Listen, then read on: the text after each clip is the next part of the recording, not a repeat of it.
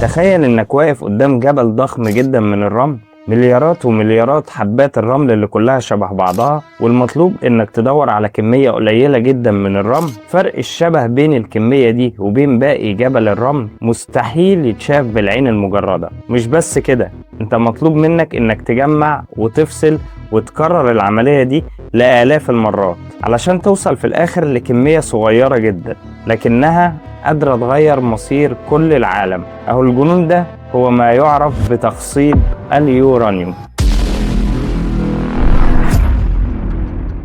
السلام عليكم، اهلا بكم في حلقه جديده من قناه فضول، واللي هيكون وسيلتنا عشان نستكشف العالم من حواليه. تخصيب اليورانيوم واحده من اعقد العمليات اللي الانسان قدر يعملها في التاريخ، وعشان نفهم قد ايه العمليه دي معقده خلينا نرجع بالزمن لسنه 1905 لما ألبرت أينشتاين كتب معادله تبدو بسيطه جدا في شكلها لكنها كانت كفيله تغير شكل العالم كله. E بتساوي mc سكوير. المعادله دي ببساطه معناها ان الكتله ممكن تتحول لطاقه، ومش طاقه عاديه، دي طاقه قادره تشغل مدن او تدمرها في لحظات. وده اللي حصل بالفعل لما تم إلقاء قنبلتين هيروشيما وناكازاكي، ومن بعدها استسلمت اليابان وانتهت الحرب العالمية الثانية. وموازين القوة في العالم كله من بعدها بقى لها تعريف مختلف. لكن هل كل المواد دي ينفع نطلع منها الطاقة دي؟ أقول لك للأسف ما كانش حد غلب. أكتر مواد مناسبة للعملية اللي حكيت لك عنها من شوية دي هي المواد المشعة. ولو ما تعرفش يعني ايه مواد مشعة، فببساطة هي المواد اللي بتكون ذراتها غير مستقرة وبتحاول دايما ترجع لحالة الاستقرار، وخلال الرحلة دي بيطلع منها الطاقة المهولة اللي كلنا عارفينها. وهنا يجي بطل حلقتنا ألا وهو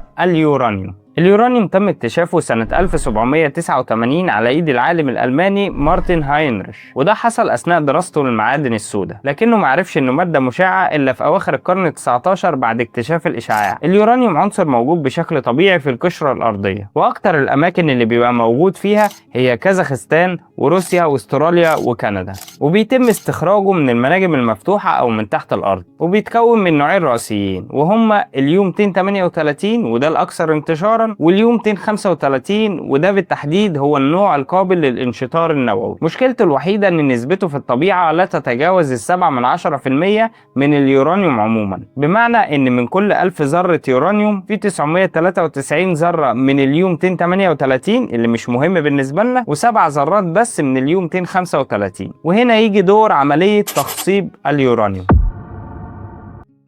تخصيب اليورانيوم عملية معقدة جدا. تخيل لو جبت لك مليون حبة سكر وقلت لك ان في 7000 حبات سكر عايزين نفصلهم عن ال 993 ألف حبات تانيين، مع العلم ان الشبه بينهم يتخطى 99%. يعني مش حبوب ملونة مثلا ولا حاجة، احنا عايزين نفصل سكر عن سكر. غالبا ممكن تقول عليا مجنون، وانا غالبا هرد عليك واقول لك اشترك في القناة واعمل لايك عشان تشوف الجنان على اصوله. طب ايه رأيك بقى لو قلت لك ان تخصيب اليورانيوم اصعب بآلاف ان ما كانش بملايين المرات من موضوع السكر ده؟ وده لكذا سبب، اهمهم ان احنا بنتكلم عن مادة مشعة، وده معناه ان احنا بنتكلم عن مادة شديدة الخطورة. ثانيا وده الاهم، ان احنا بنحاول نفصل بين ذرات، يعني حاجة اصغر بكتير من حباية السكر. ثالثا بقى ان الذرات دي متطابقة كيميائيا في كل حاجة بشكل مرعب، مجرد فرق ضئيل جدا جدا جدا في الكتلة. فهمت قد ايه الموضوع معقد؟ طب تعالى بقى اقولك بيعملوه ازاي. اولا بعد ما بيتم استخراج اليورانيوم الخام واللي بيكون في شكل صخور لونها غامق، بيتم تكسير وطحن الصخور دي لحد ما تتحول لبودرة، وبعد كده بيتضاف عليها شوية مواد كيميائية عشان نقدر نفصل اليورانيوم عن باقي الصخور، والنتيجة بتكون مادة ناعمة جدا لونها اصفر بيطلق عليها اسم الكعكة الصفراء او اليلو كي، واللي تعتبر الشكل المركز لاكسيد اليورانيوم. تخصيب اليورانيوم عملية الهدف منها هو رفع نسبة اليوم 235 قدر الامكان. وهنا مفترق الطرق بين استخدام اليورانيوم كأداة سلمية ونافعة وبين استخدامه كسلاح مدمر، بمعنى اننا لو قدرنا نرفع نسبة اليوم 235 من 3 ل 5%، فده معناه اننا عن طريق اليورانيوم ده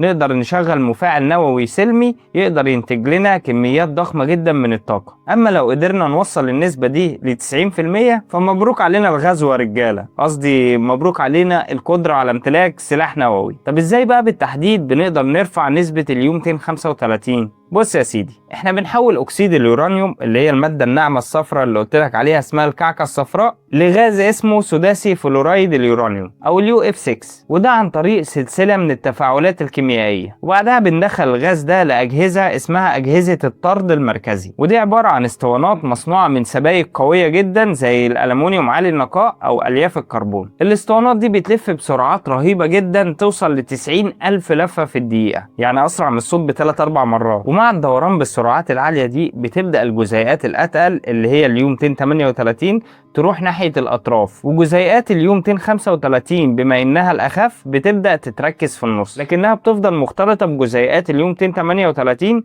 وكل اللي حصل ان تركيزها زاد شويه مش اكتر. وبعدها بيتم تجميع الجزء اللي تركيزه عالي شويه ده، ويتم ادخاله تاني لسلسله من اجهزه الطرد المركزي، واللي بتوصل لالاف الاجهزه عشان بس نعلي نسبه التخصيب لاقل من 1%. يعني تخيل نسبه اليو 235 زي ما قلنا 7/10%. بعد كل ده وبعد ما يمر من الاف اجهزه الطرد المركزي، النسبه بتزيد ل 8/10%، وهكذا وهكذا. عمليه بطيئة جدا ومعقدة جدا ومكلفة جدا وخطيرة جدا، وهو ده اللي بيخلي عملية تخصيب اليورانيوم تاخد سنين طويلة. التحديات اللي بتواجه أي دولة بتفكر في بناء مشروع بالضخامة دي كتيرة جدا. منشأة زي دي محتاجة القدرة هندسية عالية جدا، لأن أي خطأ حتى لو تافه في تصميم النوع ده من الأجهزة ممكن يبوظ العملية كلها. ده غير إن بناء منشأة فيها آلاف أجهزة الطرد المركزي بتحتاج استثمارات ضخمة جدا بتوصل لمليارات الدولارات، بالإضافة لتحديات الأمن والسيطرة البيئية. أي خطأ أو تسريب في مكان زي ده ممكن حرفيا يتسبب في كارثة، وعشان كده المنشآت دي بتخضع لرقابة شديدة من الوكالة الدولية للطاقة الذرية. وفي النهاية تخصيب اليورانيوم مش مجرد عملية معقدة، ده دليل على إن الإنسان قدر يوصل لمرحلة يتحكم فيها في أصغر مكونات الكون. والسؤال الحقيقي مش إحنا نقدر نعمل إيه،